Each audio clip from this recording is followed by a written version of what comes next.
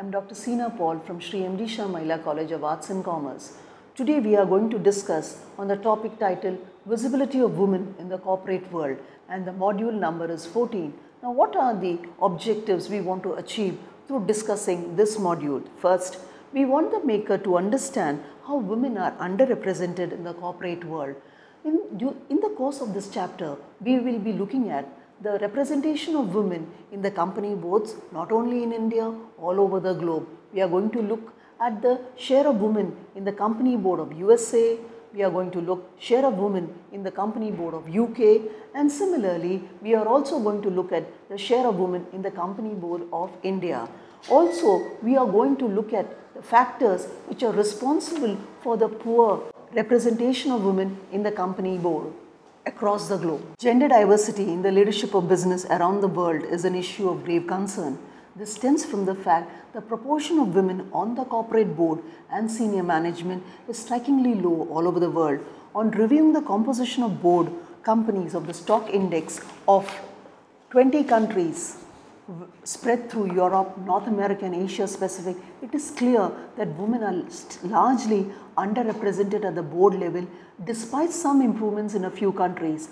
Another fact which is noticed is there is a large variation in the proportion of women on the corporate board of one country to another. In Norway, the women representation is 35.5% of board members. The respective figure for other countries are Austria, it is 13%, Denmark, it is 21.9%, Finland, 22.9%, France, 29.7%, Germany, it is 18.5%, Sweden, it is 28.8%, Switzerland, it is 17%, United Kingdom, it is 22.8%, Japan, it is 3.1%, India, it is 9.5%, Hong Kong, it is 10.2%, Australia, it is 19.2%, USA, it is 19.2%, China, it is 8.5%, and Canada, it is 20.8%. Looking closer at the composition of the corporate board of few countries. In February 2002, Norwegian politician Ansgar Gabrielsen devised a law that said all public companies must have 40% female representation in the boardroom. That's the milestone I have put in Norwegian society. And to be honest, I'm a little bit proud of it. His plan was bold and highly controversial. If I have to make a choice between man or woman, I think that's wrong. He had to really fight for his proposal and stand his ground. Now there are signs that gender diversity in the boardroom is good for business. Companies with the highest representation of women, on average, financially outperform those with the lowest representation. Today's challenges are global. The solutions require great minds. In this series, we profile the people who are thinking big.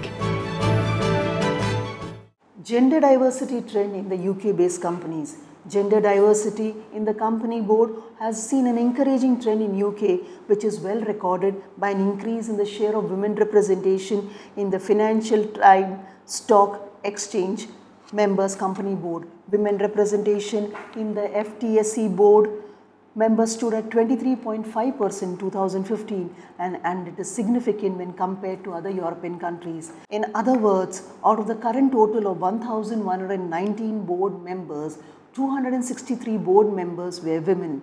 In the last 4 years, the share of women in the FTSE board 100 board has more than doubled. The parallel figure for FTSE 250 is 18%, and further it has more than doubled from 2011 level, that is 7.8 in 2011.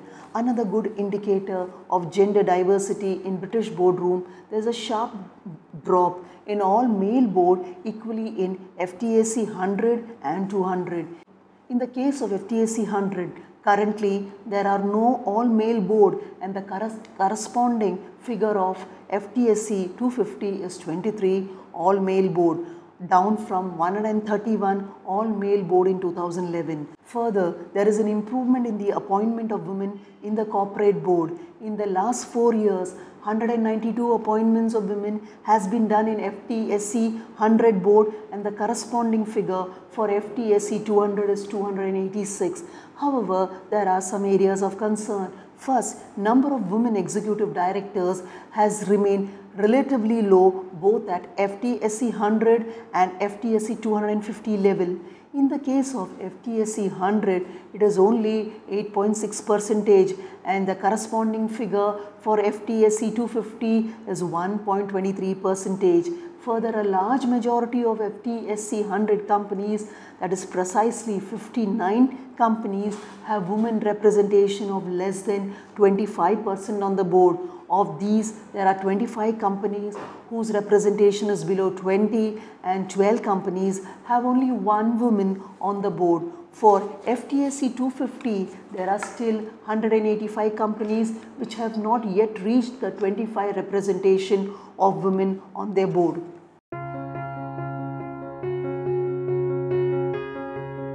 Cultural bias in all human events is always a distorting factor, especially in hiring. The warped lens of bigotry and ignorance cuts both ways on the hiring and candidate side, even subliminally and without intent. Many women and minorities culturally feel they are unable to climb higher, that the odds within a predominantly white male society are impossibly against them. Those who don't feel included often tend to make themselves small and effectively disappear into the substructures of society, as the statistics on inclusion clearly show.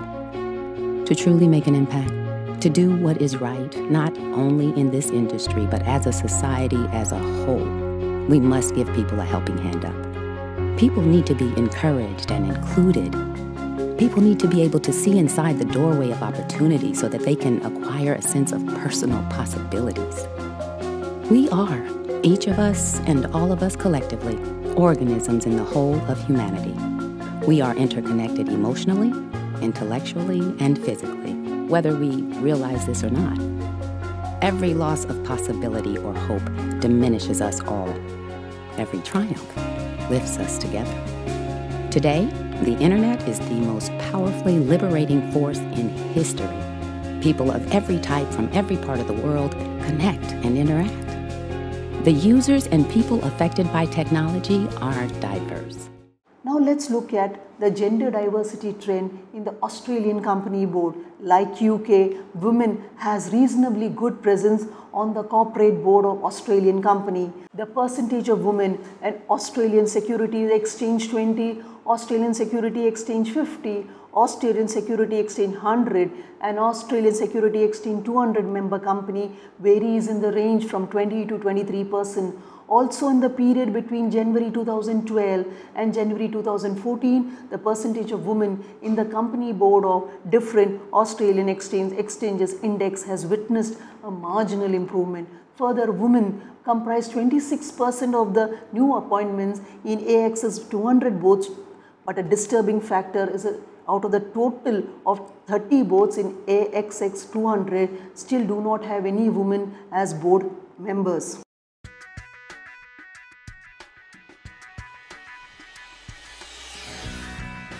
It's very important for Australian boards to encourage gender diversity, partly because we need all the best thinking around the board table to solve complex problems, but also because obviously there are now high expectations that more women are joining boards. We're seeing that around the world, we're seeing it in Australia, it's just the way we do business in the 21st century. So what can they do? Well, first of all, the women are there. It's really more a question about how to find out about them and how to give them access to board appointments.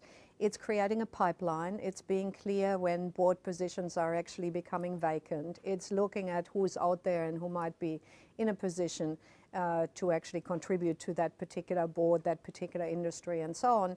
And it's, of course, widening the networks that board members have, making sure they have visibility of all the talent that's available before they make decisions about board membership.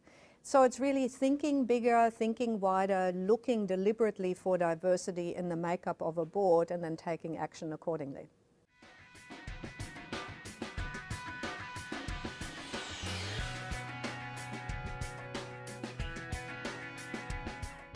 Gender diversity trend in the US company. Unlike UK, the trend in USA is not favorable for gender diversity on the corporate board.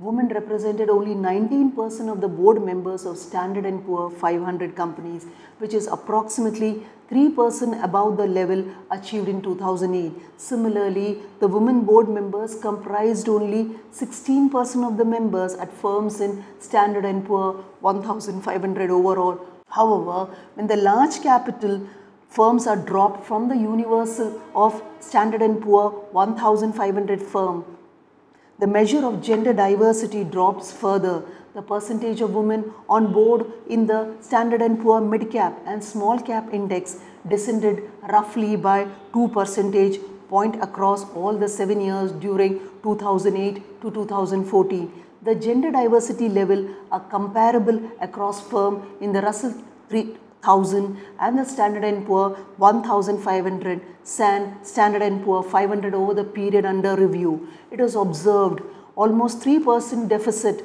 on an average in female representation at firms in the Russell 3000, excluding companies in the Standard & Poor 1500 that may have a size bias to them. In other words, smaller firms tend to have a lower proportion of women on the boards, indicating lesser gender diversity. However, the recent trend indicates an improvement in gender diversity in US as large increases seen in the proportion of women on board in 2013 and 14, increases approximately 2 to 3 percentage points respectively across all the indices. On review of gender diversity across the 24 industries on the board of Standard & Poor 500 constituents during 2008 to 2014, it is observed that household and personal product industry has the highest proportion of women. Also, the board of companies in the household and personal products industry comprised of 33% female members on average, and in the corresponding period, it was also the industry with the highest rate of growth in the proportion of women in the board during 2008 to 2014. Egon Zehnder cares deeply about leadership. We believe strongly that diverse and inclusive leaders create a better world, where organisations and economies not only grow, they thrive. We also believe we have a unique role to play in advancing this agenda around the world. This is why, for the third straight year, we hosted our Leaders and Daughters event series.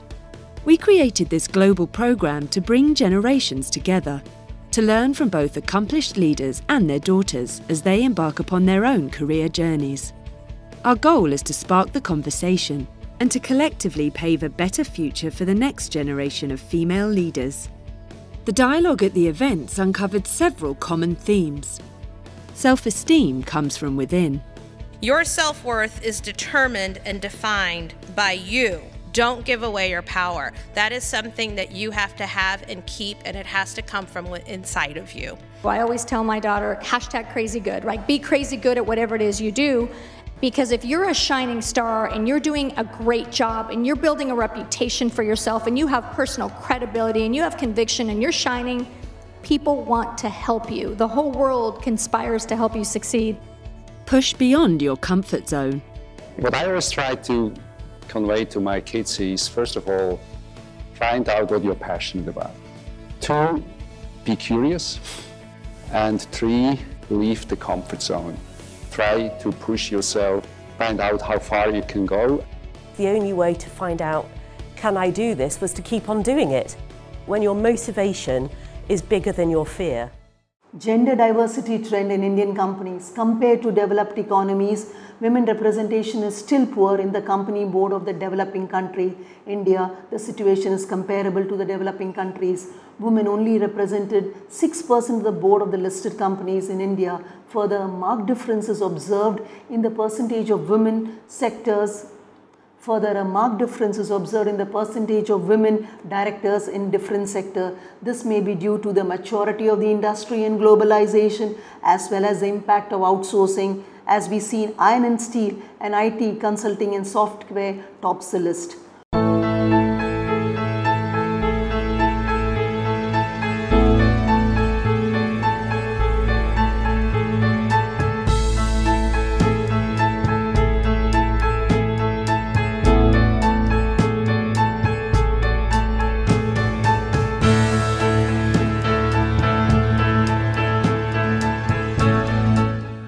diversity is a key for our success.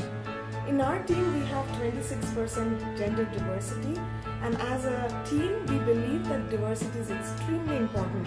In my opinion, women bring a very different perspective and a very innovative approach towards work when they are in a workplace.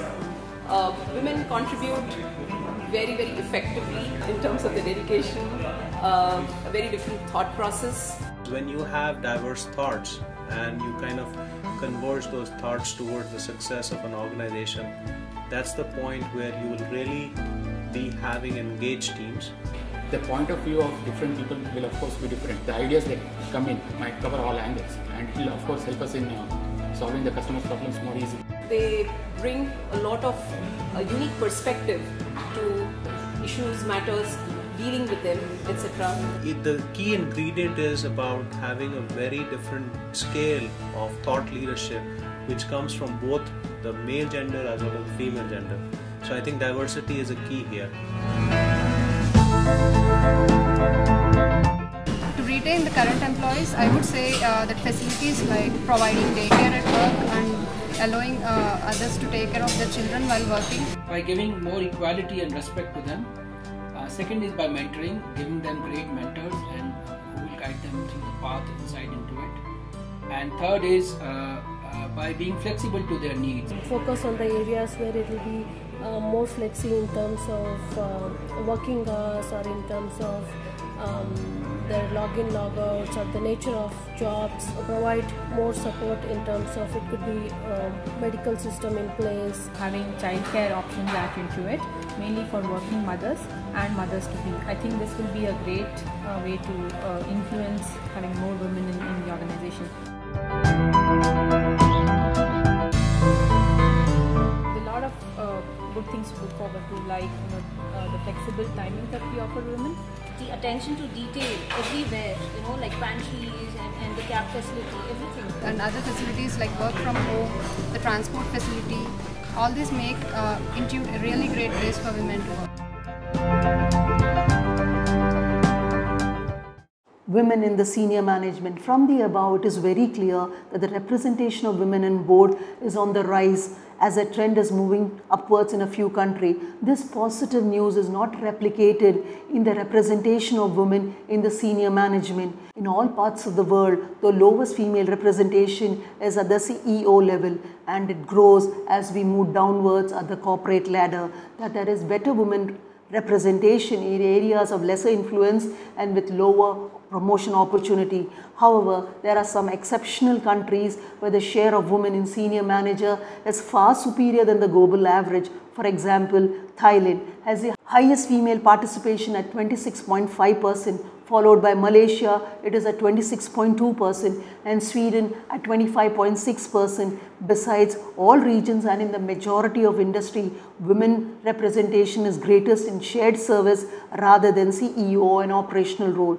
These positions carry lesser influence and typically have lesser profit and loss responsibility. It is also seen female representation is higher in new economies and non-manual labor.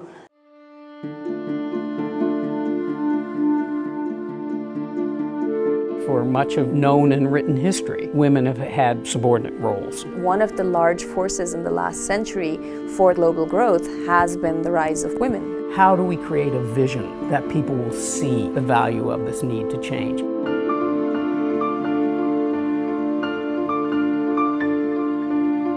Globally, 96% of the health gap has been closed, 93% of the education gap, 60% of the economic participation gap, and only about 19% of the political gap. The World Economic Forum has helped drive the conversation, not just looking at the rights of one half of the population. This is an underuse of one half of the world's human capital. As more and more companies and countries pay attention to talent, the issue of gender parity becomes more and more important. Is it going to help the bottom line? Because it's very much related to competitiveness.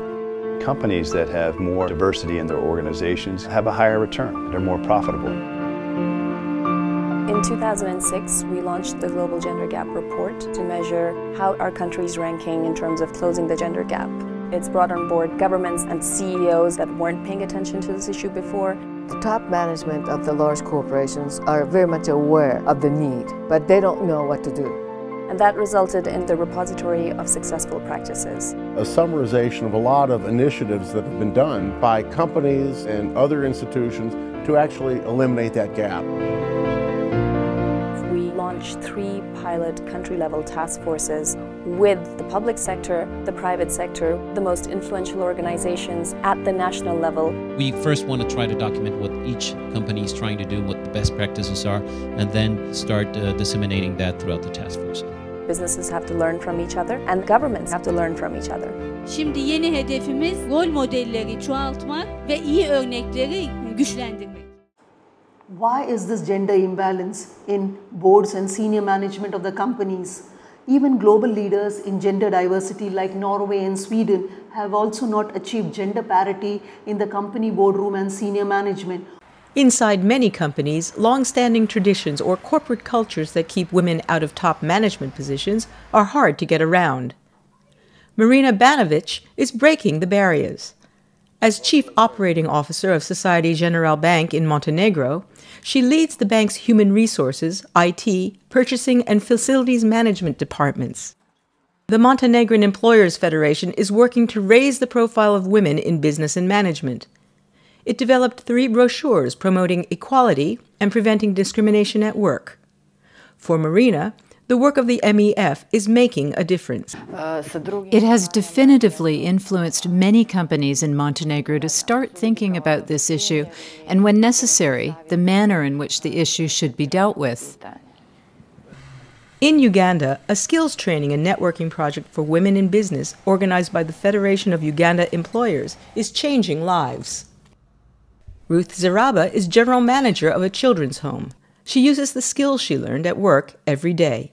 I feel more confident now, even when making decisions or taking on discussions, because I have a base.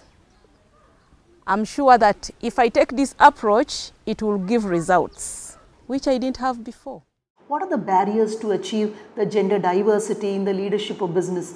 The term often referred to describe the invisible barrier that blocks women chances of further promotion or advancement up in the corporate ladder is known as glass ceiling. Few causes of the glass ceiling faced by women in the world of business are as follows. First, occupational segregation. One important barrier to women's leadership is occupational segregation. Largely, executive positions remain segregated by gender. Women executives are largely concentrated in specific areas such as personal, public relation, and even finance specifics. But the experience, which are often deemed crucial for the position of CEO and other senior management positions, are in the areas such as operation, manufacturing, or marketing, which are not generally offered to women managers. Hence, when women rise to position closer to the top later in the career, they often find excluded from the upper rank of management due to the improper tracking earlier in the career. The old boy network and peer similarity. Perhaps the most important significant barrier of women which shuts women out of the top management is the old boy network and peer similarity. The old boy network consists of males who have been educated at the same institution or who have climbed the corporate ladder together. Men who are part of this network often look at the fellow co-members who are generally former colleagues and friends to fill their position. As women are generally outside these networks, hence they are not generally even considered when it comes to promotion. The network not only hurts women when it comes to promotion, but women also who have reached an elite position believes that such a network excludes them from new business opportunities, and further fundraising is also tougher for women in business who are excluded from this old boys club. Another barrier which is faced by women in seeking promotion is peer similarity. It is observed there is more likelihood that men with similar interest in leisure activity as the male boss will be promoted over others. Next barrier to women leadership is behavioral doublebint. A doublebint is a behavioral norm that creates a situation where a person cannot win no matter what she does.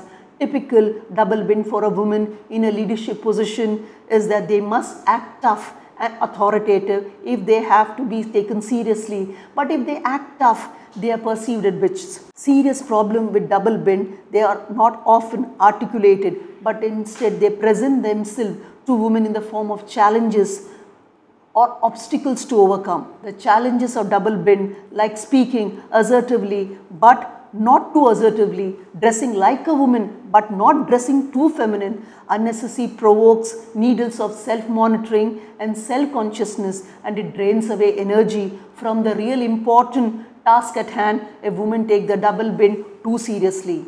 Lack of mentors. Another barrier to women in leadership is a lack of senior or successful role models and mentors for women executives. Mentoring is an arrangement whereby a person in a leadership position provides guidance and assistance to an individual in a more junior position. As more men are in the leadership position, they are more in favor to mentor their co-members from the old boy network. This results in few mentoring opportunities for women in comparison to their male colleague. This is a serious barrier to women advancement. Women in executive positions often points out that the lack of mentoring among women has been detrimental in their climb up to the corporate ladder. Next, exclusion from informal social gathering. Another issue which confronts women executives is the exclusion from the informal social activities of male executives. These social activities act as a breeding ground for developing rapport with colleagues, potential clients and male bosses. A significant consequence of women being excluded from these informal network of communication is that women remain the other or the outsider. Golf course, for instance, has turned out to be an important arena for male executives to discuss and to finalize the business contract. Thus, women's exclusion from golfing acts as a hindrance for furthering a business interest and an opportunity for climbing the corporate ladder.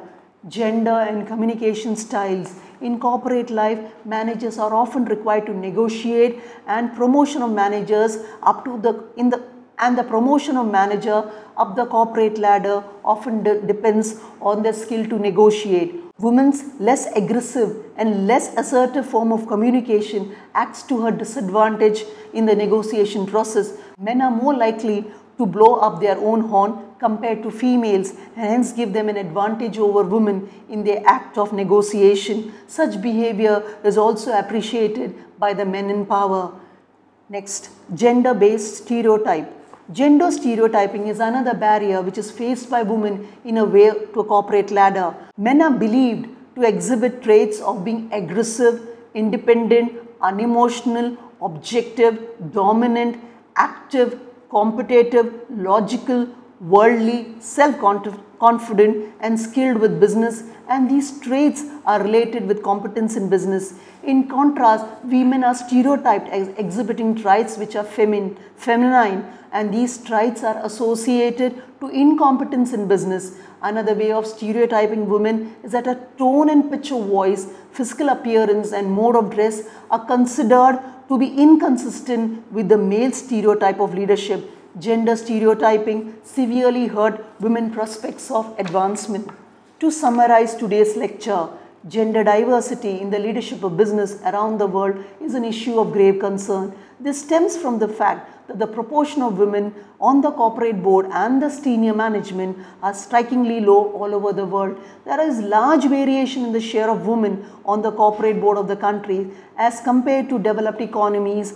Women representation is poor in the company boards of the developing countries. For instance, women has a share of 35.5% in the corporate board of Norway. But in the case of India, it is less than 6%. But there are rays of hope as improvement is seen in the gender diversity in the corporate board of countries like UK, Australia, USA. A rising trend is visible in the share of women in the corporate board all over the countries. This positive news is not replicated in their representation in the senior management in all the parts of the world. The lowest female representation is at the CEO level and it grows as we move downwards in the corporate ladder. The barriers to achieve gender diversity in the leadership of business is known as glass ceiling. Few causes for the glass ceiling faced by women in the world of business are occupational segregation, old boy network and peer similarity, behavioral double bind, lack of mentors, exclusion from informal social gathering, gender in communication style, gender by stereotype. Thank you.